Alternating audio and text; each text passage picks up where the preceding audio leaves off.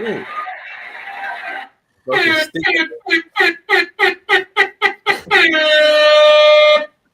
All right, sports update. We are back. Fellas, what's good?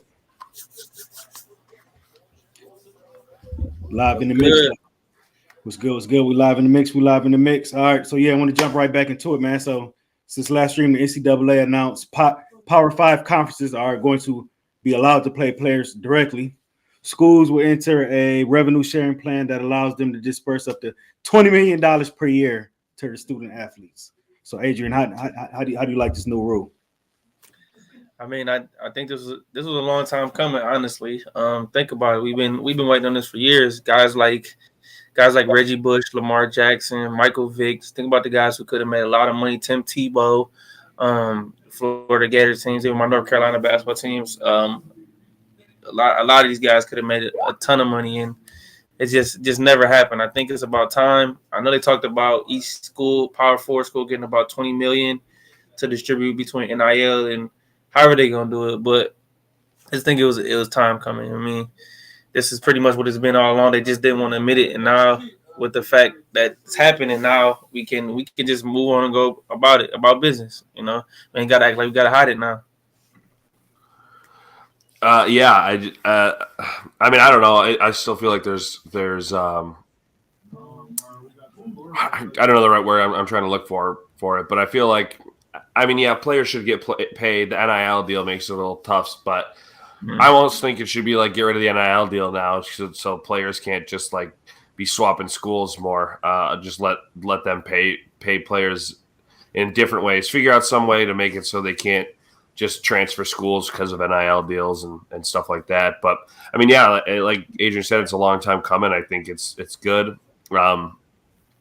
Got to find a way to regulate it, though, man. If they don't regulate it, it's going to get out of hand. That's just the easiest thing I could say.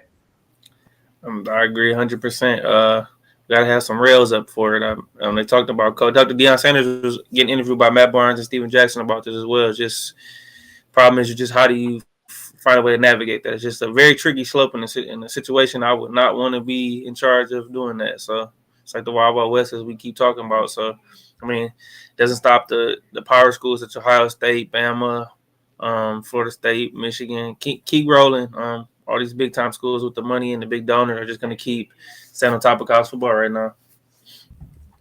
Power 4 now, by the way, not Power 5. I'm sorry, Power 4 keeps throwing me off, but yeah, Power 4 now. I think it's weird. Yeah. So what would you call a Power 4 conference? The Power 4 conferences right now.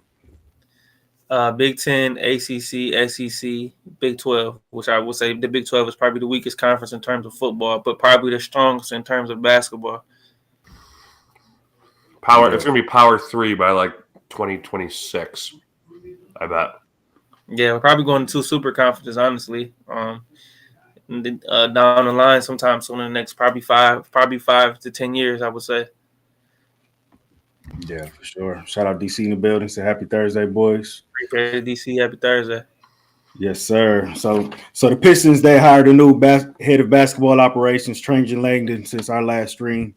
So Adrian, how do you like this hire, and do you think he's gonna pull the trigger and fire Troy Weaver? I would hope so, but I wouldn't pass him. Honestly, guys, have we had a date yet where they have not like officially announced him as the guy yet? I haven't seen anything. No, it just brought up that he was going to be hired, but I assume that's their pick, considering no one else wants the job. But no, it hasn't been official yet. Yeah, they probably got to announce it after the season. The draft is in a month away, so they need to get the moving if they're going to make some decisions. But it's the Arn Tellem show, so I mean, any guy who the Pistons has hired since Bill's passed and Tom Gordon's had a team has all been guys that have been connected to Arn Tellem in some type of way, and that just doesn't do anything for me. Goris is just listening to him. Whatever he says goes. Trajan Langdon's done a decent job, I think, helping rebuild that Pelicans roster. I like some of the picks he's had with the Zion. Mind you, he hasn't been healthy. They traded for Brandon Ingram. Herb Jones and Trey Murphy have been great for them, though. I think both those guys will become stars. So I think he's done a solid job. But for me, I won't believe anything until I see the Pistons actually move that needle at all. They're rock bottom right now, and I don't even see what moves he can make or what he can possibly do to make this franchise better this season because they're out of draft picks pretty much. I mean, we have these lottery picks this year, but no draft capital. I mean, they're gonna have to figure something out. So I'm not a believer right now. Like I said, I'll have to see it to believe it because this franchise has showed you nothing over these last 10 to 15 years. Yeah, I don't know if it's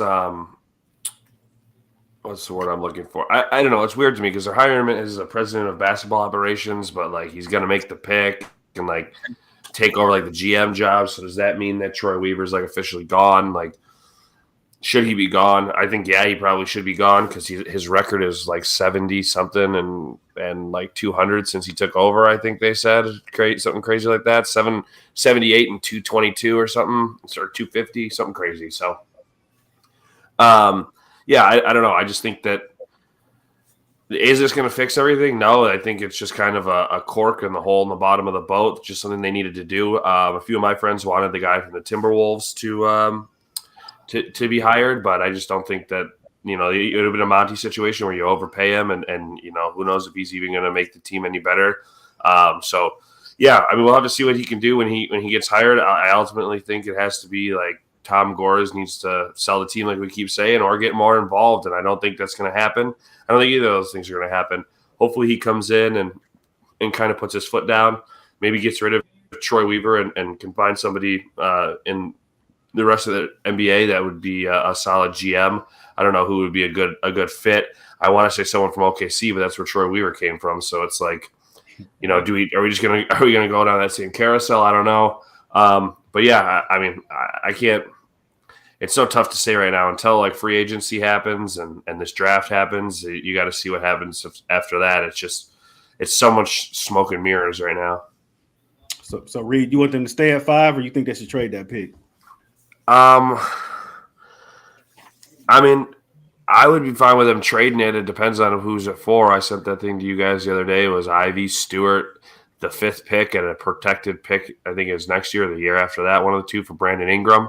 I wouldn't do that. I would want a more solid bet because, as you said, Raj, Brandon Ingram didn't really show up in the playoffs when he was playing for the Pelicans. He kind of was a flat tire for them. So, yeah, I mean, ultimately, I think you should trade it just because you probably need a vet around here that's going to help you better than a 19-year-old that you're going to get. But I just don't think you're going to be able to trade it for anything worthwhile without sending Ivy away, obviously Stewart away, or maybe Asar away, or Duran. Like, I mean, one of those guys are going to have to go. So I just don't know who you would call to see who maybe would want the pick. That's all.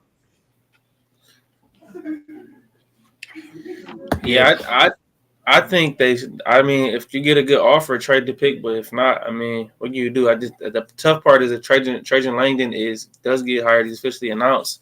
I mean, he has to make a quick decision on Troy. And what do we do? Like I said, draft's only 3-4 weeks away, and then you're gonna have to decide if you're gonna keep the scouting department. It's just a big old mess right now. Something that he's basically gonna have to clean up. So they better make a decision, make it fast. Yeah, I would trade that 5th pick for Brandon Ingram. I'll give him the 5th pick and beef stew. That's it. I'm not giving him Ivy and another 1st round pick. Yeah, I would trade it for BI, or I like if they stay right there. I like Dalton Connect out of what's that, Tennessee? Yeah, I would take him at 5. I saw the most recent one was Cody Williams from Colorado was the most recent mock that they had, which I think was a little high for him. I mean, I like him as a player. I don't know what he measured out at the combine, but I think last time I saw it said 6'6". He's definitely a scrawnier guy, but he can shoot. I mean, you need shooting, so he can shoot. Another guy that I've said I liked is Bruzelis because I know his stats didn't look great, but he in past seasons he shot really well. He's kind of that same. I think he's a little bit better defensively than Connect is. I think Connect's older too. He's 23. Maybe that helps you. I don't know, but yeah, older, more seasoned player. I think that's what this team needs. Yeah, I mean, ultimately, yeah, I wouldn't give up Ivy, Stu, and 2 first-round picks for Brandon Ingram. I'd give up this 5 and, like you said, beef stew, or maybe this 5 and. I don't know. I mean, I love Duran, but he doesn't really offer much in the game anymore. You don't really need a big rim protector all that much. I mean, Rudy Gobert, you can see Rudy Gobert. He doesn't really do much other than protect the rim, and he's not helping him a whole lot. I mean, he's he helps them in the regular season, but in these playoffs, he hasn't done much. If you got a guy like Wemby who can do it all and block and do all that stuff at the rim, that's great. But a big bodied center really doesn't help you much anymore these days in the NBA.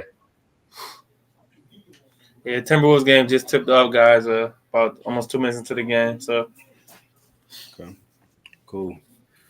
David said, "Take Tyson Walker at 5." yeah, you want to add AJ Horgard to that too? No, he transferred. Who did he transfer to? He's still in college. Yeah, he went to Vanderbilt. Okay, yeah. Glad at least he's out of here. All right, Caleb Love for 5th year too, guys. Just want to reiterate that. Say that again. Caleb Love will return to Arizona for his 5th year. Dope. All right. Sorry. Before we continue, if I know this is, I'm going to go back to the draft stuff. A guy that I've actually kind of recently started studying up on, as we all know, and talked about before, is I wouldn't mind taking Stephon Castle now, although he doesn't shoot amazingly. His defense is really good, but that would be under the condition of you get rid of Ivy and get You him. have to. You have to get rid of Ivy and get someone else, but I wouldn't mind him at the 2. And if you keep 5, I wouldn't mind him at the 2. Yeah, Sar's growing on me a little more too, and I'm starting to like Ricochet. I like his versatility. He's a wing player who I think could develop nicely if you're going to go that route. So those two, I know that's a guy Reid, but he's starting to grow. But I would take Ricochet over him just for his positional fit if the Pistons are going to keep the roster how they have it. They're saying that he might go first overall to the Hawks now. Yeah, I've been hearing that.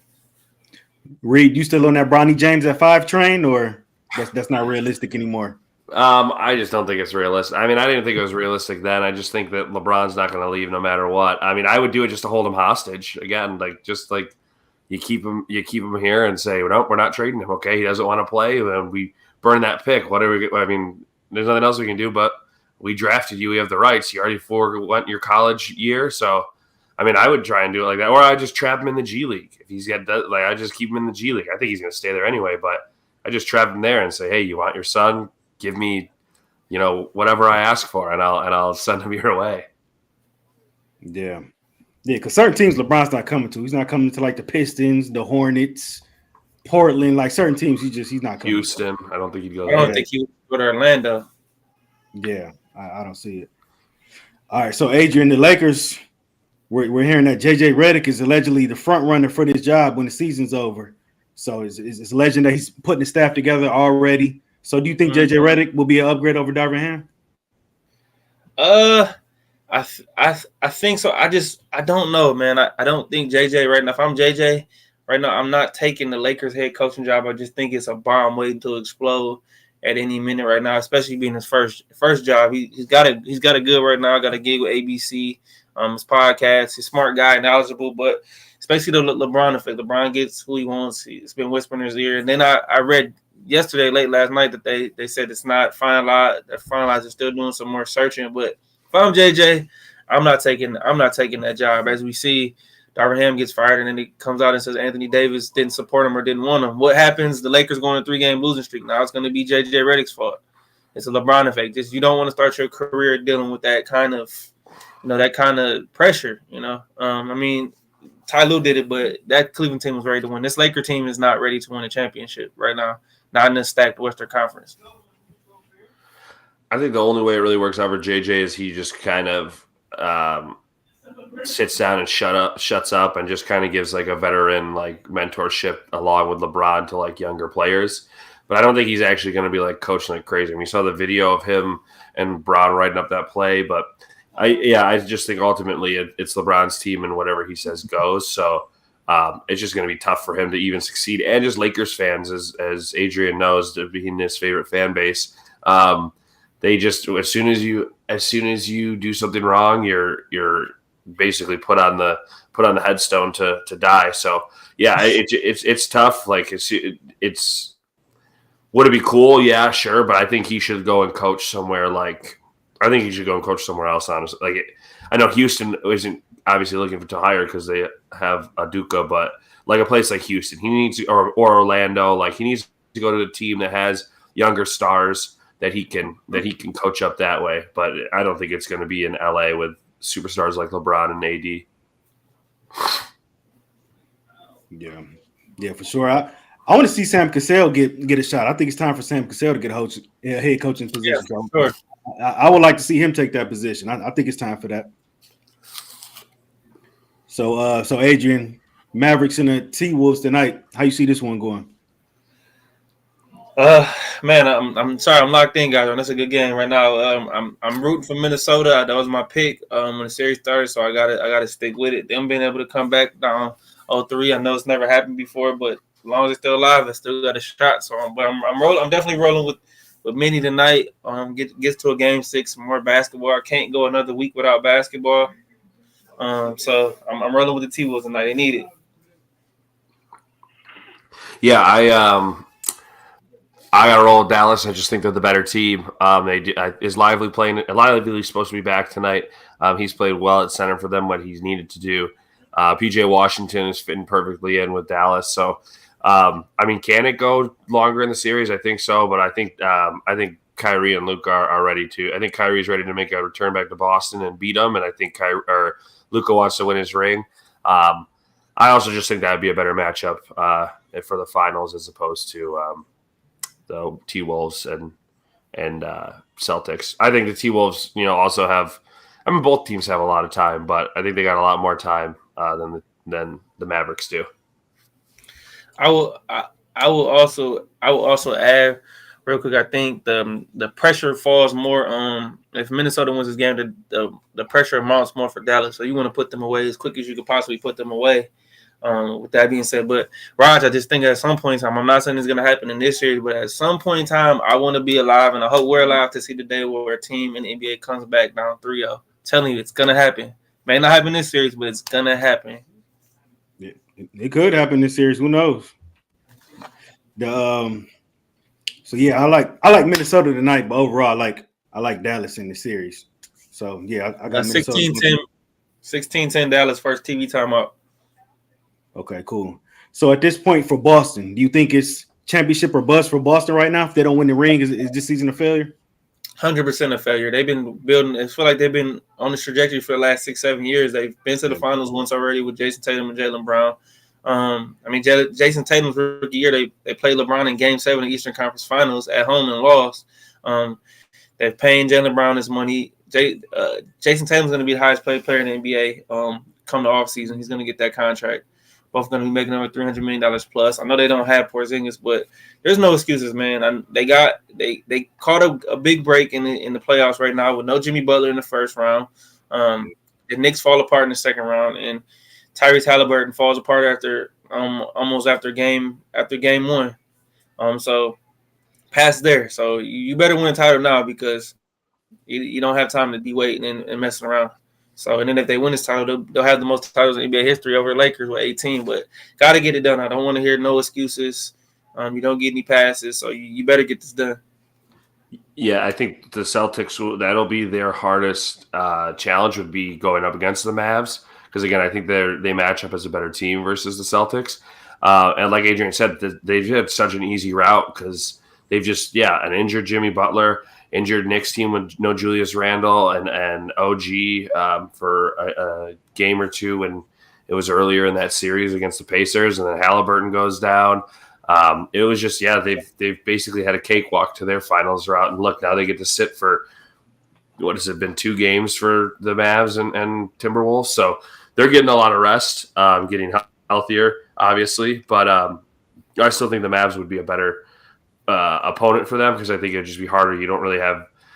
Tatum's going to be kind of locked up with Luka, Kyrie, and Jaylen Brown, or Derek White, or probably Drew Holiday on him. I would assume Drew Holiday since he's one of the better defenders on the team. But if they don't win, I don't know. If they don't win, you have so much money locked up in Tatum and Brown. I'm sure they can go back, but it's just like. It looks bad. It's almost like those Buffalo's teams of the early mid 90s when they went, 4 in a row Super Bowls and just couldn't win them. So I think it's tough for the Celtics if they don't win this, and it's just going to tarnish Tatum's legacy even more. I think they put the icing on the cake here. I think they got it this season. It's about that time. They've been right there on the cusp. I think they got it this year, though, man. I think they're the best NBA team left playing at this point, and I think that when they get to the finals, they got it. And I'll be happy to see Tatum win a ring finally. I know he's going to play in the Olympics this summer as well. So I think Boston got it. It's Boston or Boston. Let me clarify real quick. I'm sorry. Boston had Cleveland in the second round. Cleveland played without Donovan Mitchell and Jared Allen late in the series. So just another thing to add. So they just, I'm not going to say it's luck because of injuries. Part of winning championships, injuries, and you just got to play who you got out there. So you got to take advantage of it. And as much as we can complain, they have been thus far, but they were the better team in all three of those matchups, I believe. But we'll see what happens. Absolutely. So Reid, if Luka did win the ring this year, where would you have him ranked in as far as NBA players? Would you have him like top 3, top 5? Where would you put him? Current NBA? Let's go, Ant-Man. Yeah, if he wins the ring this year. I'm gonna let Reid. I think he would still be. I think he would be if he wins the ring. I think he'd be top 5. Okay. I think he'd. I mean, it depends on how you're looking at it. I'm looking at it in the sense of like, Steph is still great. I just don't put him top 5 because I don't think he's going to win a ring again, and I think he's kind of on his way out. Bron's obviously older. I don't know if he'll ever win a ring again. Who are some of the other guys? I mean, he'd be up there with Joker. I think Tatum would be the same way too. If Tatum wins it, I think you would put Tatum in the top 3 to 5 as well. But I would say, probably top 5. It'd probably be like Joker, Giannis, and Luka would probably be like my top 3. I don't even think Tatum's been the best player on his team in these playoffs. He hasn't been statistically. Jaylen Brown's been better. It's been Jaylen Brown. I would say I have Luka in the top 5. I think Jokic is still the best player in the NBA. I wouldn't say Luka's the best if he wins this. I wouldn't give him. I would still give it to Joker. Yeah, for sure. I would have Tatum more as a top 10 player in the league right now. Probably more in the 7 to 8 range, and closer to that than top 5 for sure. But if he wins a title in these final MVPs, it's gonna depend on how he plays in these finals right now. We're gonna see what we get. For sure. So yeah, we see how the game unfolds tonight. Mavs. It's a tight one right now. Rudy Gobert's playing well tonight, guys. Off to a good start. Cool. Yeah, they need that from Gobert to pull out that win. He's been kind of lackluster. All right, so the NFL announced the Bears will be on Hard Knocks. The Bears got it. They got the spotlight. So Adrian, can you see this Bears team being dangerous this year? Can you see them doing like equivalent to what the Texans did last season? I don't know equivalent, but I can see them being very competitive. I see the Bears winning possibly 8 to 9 games this year. I mean, their division is tough with the Lions and Green Bay and Minnesota, but I believe that they can do it. They surrounded Caleb Williams with the pieces enough, and all he has to do is be really good. He doesn't have to be CJ Stroud level, but I think he can be really good. And the difference is that NFC is not as good as the AFC, so that definitely helps their chances right now. But I think their defense was one of the best defenses in the back half of last season. Caleb loves. They're going to ease his way into it, and I think he's going to turn out to be really good. I definitely think the Bears can be a scary good team this year and fight for a playoff spot, no doubt. Yeah, I'm highly pessimistic about it. I don't. I saw a lot of reports coming out of Bears camp. Caleb Williams, he threw like almost 7 interceptions in a row. He threw 4 picks, and I mean, I get it, it's OTAs, but he's going to have a big learning curve. It's not college football where he can run around in and out of the pocket. These guys are a lot faster. They're a lot bigger. He is a shorter sized quarterback. So, I mean, I think they can win 8 or 9 games off of the talent they have offensively and defensively. I mean, if he plays just well enough, and I don't think their schedule is going to be insanely hard. I don't think they'll be last in the NFC North. I think that's going to go to Minnesota. Do I think they'll pull Texans? No, because I think CJ Stroud is a better talent as quarterback at the pro level. I think that he meshes better with his teammates around him, and I also think DeMeco Ryans is a lot better coach than Matt Eberflus is. So I think he can just coach better. That being said, I mean, yeah, I think they win 8 games. Them being on Hard Knocks, I don't really have any interest in it. I think they did it because of the Caleb Williams thing, and he is that personality. He's been that personality since his USC days. So yeah, I definitely think it's because of that. But as we all know, no good quarterback comes out of USC that does well in the pros. So he's got a big hill to It's not a crazy take. Not a crazy take. Carson Palmer has some success. Carson Palmer was decent. Yeah, he was decent, but he didn't win any Super Bowl. Sam Darnold didn't do well. Mark Sanchez didn't do well. Matt Leinart didn't do well. A lot of those guys in USC haven't played well when they get. Everybody always wants to talk about Ohio State quarterbacks. No one ever talks about the USC quarterbacks. They never really pan out either. Yeah, you fed right into my next point. I was going to say, if we're comparing it to that situation, C.J. Stroud, they were saying the same thing about him coming out of Ohio State. Your quarterbacks are totally doing well. Sometimes it's not more so about the school or the helmet. It's more about the guy, and it's just it's a bad look. People tend to scout the helmet and not scout the player, and I think that's the most important thing. The thing for me with C.J. Stroud is people are like, he's getting like 9 on this test that they use for baseball players, and he's getting low scores on the Wonderlic, and he's nothing between it. It's like, yeah, who cares? Yeah, cool. People run. John Ross ran a 4.28 or whatever it was, and then at the 40 in the combine. Where did he go? And like, that's the one thing about people with me, like that run fast 40s, or like always, be like, this guy ran a fast 40 in this, or did the 3-cone drill like this. It's like, dude, like 9 times out of 10, it's not like it has anything to do with it. It's just like God-given talent why these guys are so good. So I don't know. I mean, obviously there's partially the metrics behind it, but like once you get out in the field, it's a whole different animal. So I mean, we'll see.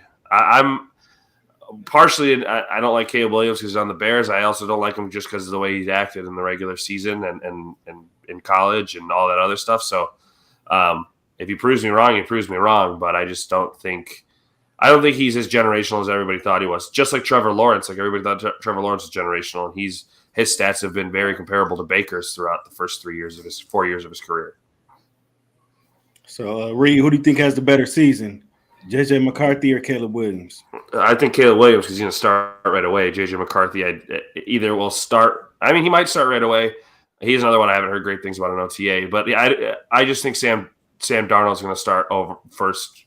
Or start over him anyway. So I think ultimately it's going to be Caleb Williams just because he's starting from the gun.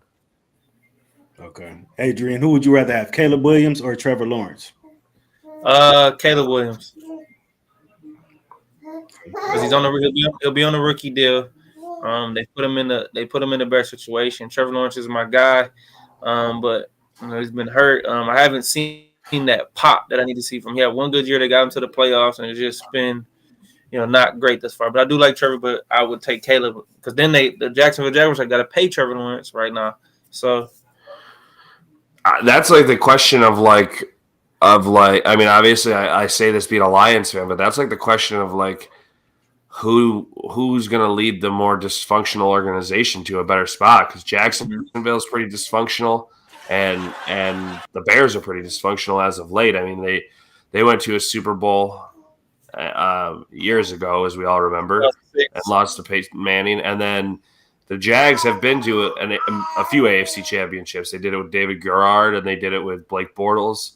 But I still think that's funny because like both of those guys are on teams that are kind of in weird spots with their organizations. Like they don't really have great head coaches, and their like defenses they pay a lot for their defenses and their quarterbacks. So it's interesting. Yeah, for sure. So, yeah, also I wanted to talk about the picture I put in the group text of the top 10 NFC. I don't know. You can't really see this. Not yet. I sent, yeah. Let me pull it back real quick.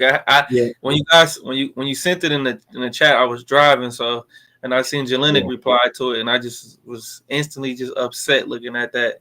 Because I was gonna put the picture up on the stream, but I was just having so much technical difficulties. I'm like, let me just start the stream.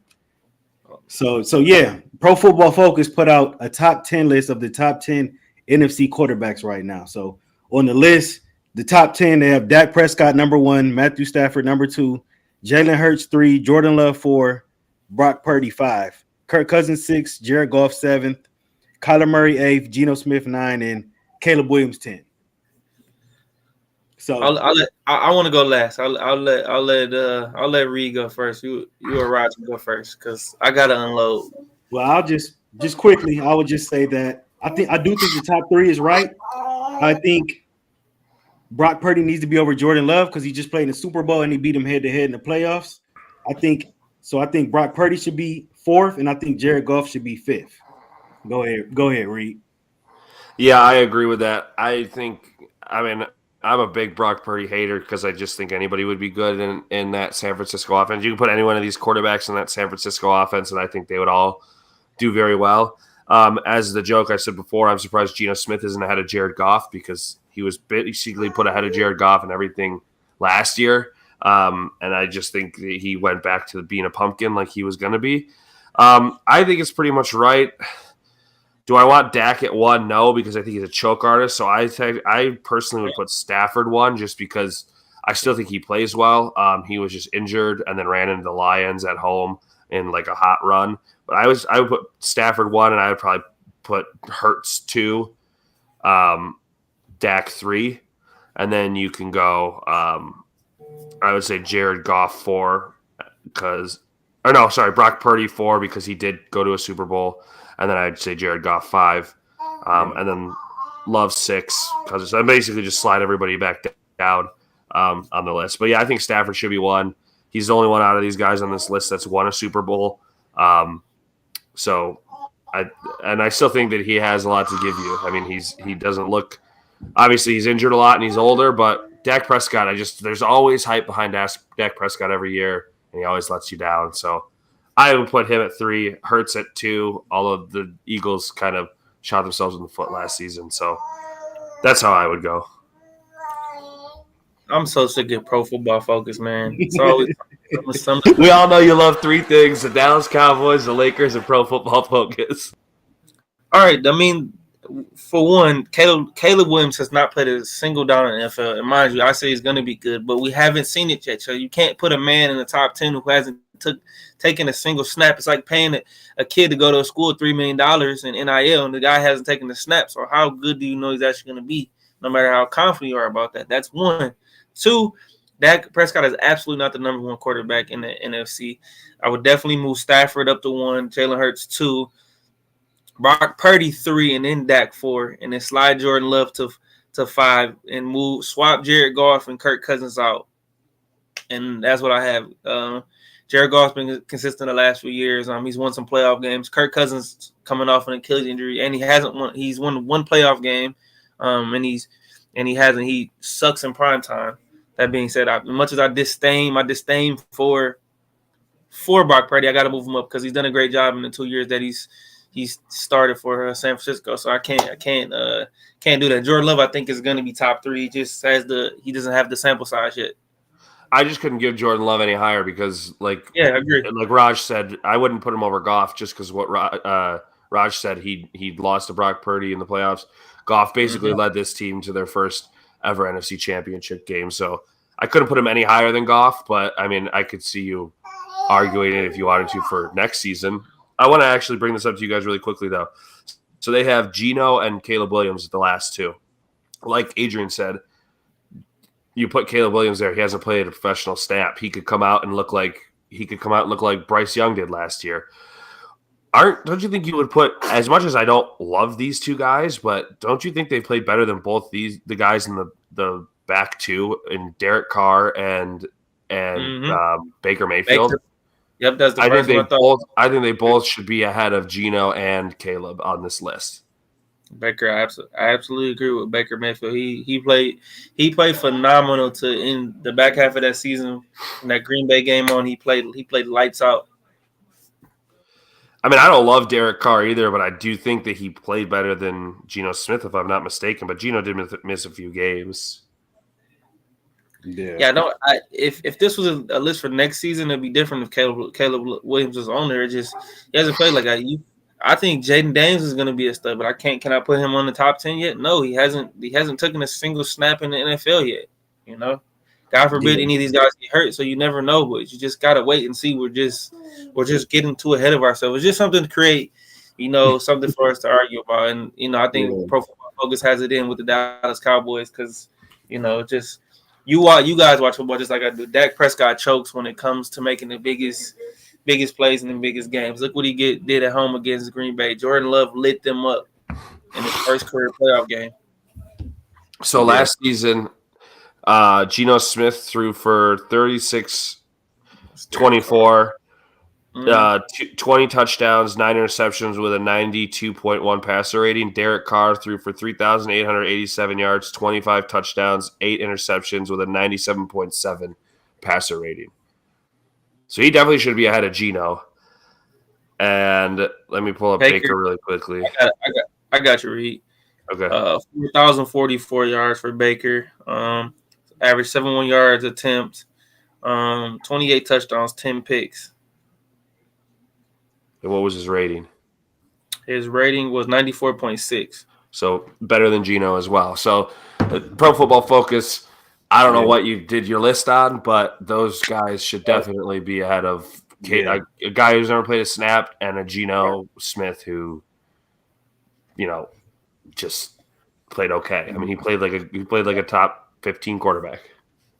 Yeah. Caleb never played snap. Even, I know nobody's big on him or nothing. Daniel Jones did win a playoff game. You'd have to put Daniel Jones in front of Caleb Williams. He won a playoff game. You'd have to put him in front of him, though. He won a playoff game. I mean, you could have put Sam Howell in front of him. I mean, Sam Howell went 20 for 20, almost Jameis Winston style, but he went 20 for 20, but he still threw for like 3,800 yards behind a terrible Washington offensive line. I'm taking Caleb over Sam Howell, though. Well, I'm just saying from last year. I'm just saying on the list. You can't put him on the list, right, because he didn't take a snap. So yeah, Sam Howell might beat out Geno Smith for the starting job in Seattle. That's all I'm saying. Yeah. All right. I'm gonna squeeze a little bit of Tigers in here. Let's squeeze a little bit of Tigers in here. Let's squeeze some Tigers in. Yeah, Tigers currently fourth in the AL Central. What are they? 27-28 right now. I don't think this team is going to compete. I don't think they're going to win this division. So I don't think right now, but when it gets closer to the trade deadline, I do think they're going to need to make some moves, because if you're not making the playoffs this season, you're going to have to make some trades. You're going to have to. AJ Hinch at the end of the season, I'm sorry, if they miss the playoffs, he's probably going to have to go. Scott Harris inherited him, so you probably got to move on from him. You're going to have to completely restructure and reshape this thing. Matt Manning, Maeda, Alex Lang. You're gonna at the trade deadline, even for Scooble. I really don't want to trade Scooble, but I understand a lot of teams could use him. He's a lefty, he's an ace, top of the rotation guy. You'd probably be able to get a haul for him. I don't personally want to trade him, but if you get the right opportunity, the right situation, the right amount of players, I would entertain it. I would do it, because this team isn't going to make the playoffs, and Scott Harris has to get this thing turned around. So yeah, that's where I'm at with it with the Tigers, man. Reid, where you at with it? I'm like wit's end. I'm like here. The bats are going no. The bats can't hit anything. I mean, they scored a lot on the first one of the doubleheader. Why AJ Hinch trotted out a rookie with a 4 ERA and AAA. It's. I don't know. They going against a guy like Paul Skeens. I know that they said Matt Manning wasn't fully healthy or whatever it was, but I mean, shoot, at that point, Trot Mize or something out there. I know you got Boston coming up, but it was just if you want to be above 500, you gotta do what you gotta do. But they called him up. He pitched like crap. He got hit. He got smoked. Torkelson went 0 for 8 on the doubleheader. Colt Keith went 1 for 7 on the doubleheader or something like that. Riley Green didn't play well. Javi Baez also looked like crap, as we all know. I get it. They called up Akil Baddoo when Kerry Carpenter got hurt, but I mean, I guess they want a left-handed bat. I get it, but at this point, you need any bat you can get, and Akil Baddoo isn't really doing much for you. A guy that I keep banging on the wall for is Justin Henry Malloy, and he can play. They're like people are always, he's positionless. He's positionless. Okay, well, you have a position for people who are positionless. It's called a designated hitter. It's a thing in baseball that they added for people who don't have positions, are just good at hitting. Just put him there. I know you want Riley Green there, but Kerry Carpenter's out, he takes that spot. Bring up somebody that can help you with a bat. That I don't know. It's just so. There's so many things wrong with this team, and until you trade away, one of your top guys. Sorry, one of the kids woke up, but until you trade away one of your top pitchers, Job is their number one prospect or trade away Scooble. Like, you're not going to get anywhere with this team. You're not going to make a playoff in a division that we thought were going to be terrible. But Cleveland's 15 games above 500. So it's crazy. Look, man, I agree with everything Reid said. One more, Ken. This team's been awful. I believe what coming to this game tonight against the Red Sox, Torkelson was like 0 for his last 21 or something like that. He's already 3 at bats today, 2 strikeouts again. He's batting 209. He's been awful. The only guy on offense I have any hope for is Riley Green right now. I mean, Matt Vierling's been actually decent for him, but he's an older guy. So Canna's been good. He's old as ever, but he's been good. Colt Keefs gave you nothing. We said bring Justin Henry Malloy up. Drake Rogers is giving you nothing. Gio Urshela's hurt. At this point, they got to make a decision when it comes to Terry Scooby. Either sign him to a long-term deal and he's going to be part of your plans, or you just say, hey, we're going to trade him and get some capital, because it's apparent, and I've talked about it with you guys, he doesn't want to spend the money. Chris Ilitch is a cheap ass. He refuses to spend money. And the Tigers do not develop positional players well, as we can see, no matter what's in their farm system. So you're gonna make a direction. Obviously, if you're gonna be bad, bring all the young guys up that you think have potential and just let them play and let it be what it's gonna be, because they're not going to the playoffs this year and they're not making any noise. So what gives? You gotta come out and make it and decide a direction. I know Scott Harris came on and talked, but he didn't really say anything to me that caught my eye. Yeah, I expect the Tigers to be fully active at the trade deadline, especially if they're still in third. Well, I don't think they're going to go to last place because the White Sox are so awful. They're terrible, probably the worst team in baseball. But if you're a bottom feeder, you got to sell. You got to sell at the trade deadline. Bring in some younger prospects, and I want to see Jackson Jobe come up. And and I think AJ Hinch is going to be gone at the end of the season. So I expect big changes from them at the trade deadline and the offseason if this team's at the bottom seller. Dude, we want Job to come up, but they clearly don't want him to come up. He hasn't even been called to AAA ball. He hasn't even been called to Toledo. He's still in AA. And I think he's hurt. How is that possible? He's pitching he's got like a 2.25 ERA or something like that. Like, I don't know, but yeah, he's still pitching. He's still pitching AA ball. What is Jackson Jobe? This is third year, right? He's 21, so this will be his 4th year. Next season, he has to be up here. By next season, he has to be up here because absolutely, people are already calling for Clark to get moved from up to AA. I think he's still in single A, but people are calling for Clark to get moved up because he's playing well. There's the Korean guy they got from a trade not too long ago who's supposed to be doing well, and he doesn't get called up. If he doesn't get called up soon, he can opt out and go somewhere else. They're up 2-0 against Boston. I'll tell you that much. Holy crap, Flaherty. He's got 9 Ks. Bro, Flaherty's top 10 in the MLB right now in strikeouts. Well, he's a former Cy Young winner, so yeah, I was always a big fan of him. He was with Baltimore last year, I'm correct? I don't know. He won it with St. Louis, where he won his Cy Young. Yeah, guys, Jackson Jobe will be 22 in July 30th. So time's ticking, man. Come on, man. What are you doing right now? Well, look at this. I talked crap, and guess who's the only person to hit a home run on the team? Who? Javi. Akil Baddoo. What are you doing in my car? Yeah. Also, hey Reid, what is Torkelson, his last 0 for 29 or something like that before this game tonight? He was 2 for 29 or something, I think, before this game. 3 at bats today. He already has 2 strikeouts. Is it time for him to get sent down? Yeah, it's time.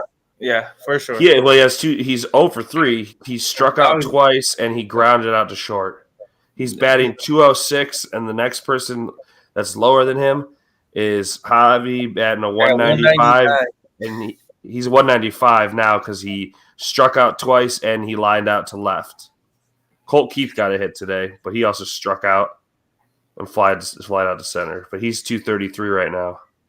Yeah, I will call up Malloy and give him that roster spot for Torque at this point. You got to send Torque down. It's put Mark Canna at first and give Malloy the DH spot. That's what you got to do. Imagine if you didn't have production from Mark Canna or Vierling. This would be even a bajillion times worse than what it is right now. Like I also don't know why Riley Green is even playing center field. Like I get it, Wetzel Perez has been a little slower, but he's batting better than Riley Green is. Like, Yeah, I don't know. This team is just a mess. They got a lot of work that needs to be done. The problem with this team is all of your hopes and dreams in these players that you got that were first round picks and Riley Green, who was promising last year, they just haven't worked out. Riley Green gets hurt far too often. He was playing really well last year, then missed for the rest of the season after getting hurt. Torque, he hasn't been above what I think they said he was like. He's only played good for 4 months in like the last 16 or 17 months he's been on the team. So it's like crazy. Yeah, I think you got maybe to the end of the season, and you might have to call the Torque dream gone. Like, or I guess you can give him one more year. I don't know what his contract's like, but you might have to call the Torque dream gone, and he might just have to go somewhere else. Or I think Pete Alonso's a free agent at the end of this season. You can maybe go get Pete Alonso for first, but are they going to pay him? Probably not. Like, you're just stuck in. It's like the Pistons. They're just stuck in this like. They're stuck in this purgatory that they can't get themselves out of. Yeah. Someone in the background didn't like what happened. They figure it out, man. Oh no, my brothers are in the living room watching the game. Edwards just dropped Kyrie. Okay, all right, for sure. Well, yeah, we about to go check that out. So I just wanted to close it out with my UFC 302 predictions this weekend in Jersey, this Saturday in Jersey. So you got Sean Strickland versus Costa. I like Sean Strickland in that one. Sean Strickland's minus 265 on the money line. He had that loss against Duplessis in the last fight. That fight, it could have went either way. Sean could have got it. They didn't give it to him. So I like Sean Strickland in that fight. Like I said, minus 265 on the money line. And I like Islam Makhachev over Dustin Poirier. Islam is minus 670 on the money line. Islam's getting traded by Khabib. Khabib beat Dustin. I know Dustin needs this win right now, but I think Islam is the better fighter, and I think he wins. So this Saturday, if you guys want to slap those two guys on a parlay, for me, that's what I'm going to do. I'm going to take Sean Strickland, and I'm going to take Islam Makhachev this Saturday, UFC 302. Where you at, Reid? I would take Strickland over Costa. There is a funny stat out there that probably means nothing, but when Costa's on the card for a championship belt, he's the champion's 0-8. Well, Costa's on the card. So if you play anything into those types of bets, I don't know who was on the cards at the time when he was those 8 fights. Costa's kind of let me down recently. I thought he was going to be a great fighter. I thought he has the build. Super nice guy when you see him in videos. I really like him. But yeah, I think Sean Strickland. As long as he can stay away from getting on the ground, potentially, I think standing up, boxing, I think he's going to beat him. So I would take Sean Strickland as well. As far as whatever that Ruski's name is, Makhachev, whatever, I can't stand him. I don't like him. I hope he loses. I'll throw my money away betting on the Dustin the Diamond Poirier. On Saturday, I'll be down at the Grand Prix for work, but I'll be shining like a diamond, hoping that Dustin Poirier wins. So I'm gonna go with him, just out of spite. That's a pity bet for me. When I got a guy that I don't like, I can't ever root for him. So I'm gonna go with Dustin.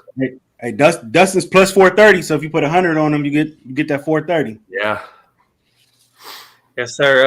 I'm definitely going with Sean Strickland. He did an interview a couple of days ago where he was, I don't know, he's a bit of a nutcase, but he was talking about Tom Brady and they called him. I can't say it on the stream, but you guys go and watch. Call him a not so nice name. But Paulo's chin, when he gets hit, he gets caught, but he's got some power, but he gets caught a lot. And Sean Strickland is known for not being able to. It's hard to hit him, hard to get him down. I think he knocks this guy out, probably second, third round. Costa, Sean Strickland is a mega puncher, as we know, and it's hard to get hands on him. So I think he wins. And then give me Dustin Poirier. I believe he knocks out Makhachev. Makhachev's goal is he likes the submission. He's going to try to choke Poirier, but I think that the last fight with Poirier had, I think he rejuvenated his career, and I think he's going to be back, and he's ready. momentum is going. Everybody's counting them all. I think Dustin wins, man, and he keeps the momentum going. Hey, like I said, if you guys really like him, he's plus 430 on the money line. So you put 100 up, that he'll bring it home for you. He bring it home for you. Yes, sir. Act says Costa is overhyped. Hopefully, Sean gives him some NyQuil. He will act. Yeah. So yeah, we'll see. UFC 302 this weekend. All right. Well, yeah, there it is. That was all I had. Anything else you guys want to add before we get up out of here? No, it's gonna be a good weekend. I mean, it's sad. Right now, the Timberwolves are down 17 points, 49-30, 32. Luka has 22-2 right now. 7 minutes left in the second quarter. So we'll see. Hopefully, Minnesota can come back and make this a game because they need this to keep the series alive. Absolutely. So yeah, Minnesota hanging on for dear life. Let's see if they pull it out. All right. And real quick before we get out of here, college football tomorrow. They're dropping a gameplay trailer for the game. They've dropped an announcement with announcements. I'll give it more details on it when we come back next week. Something fun to give the people to look forward to if you're a big college football fan. So.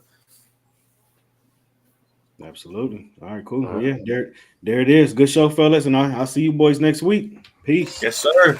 Peace.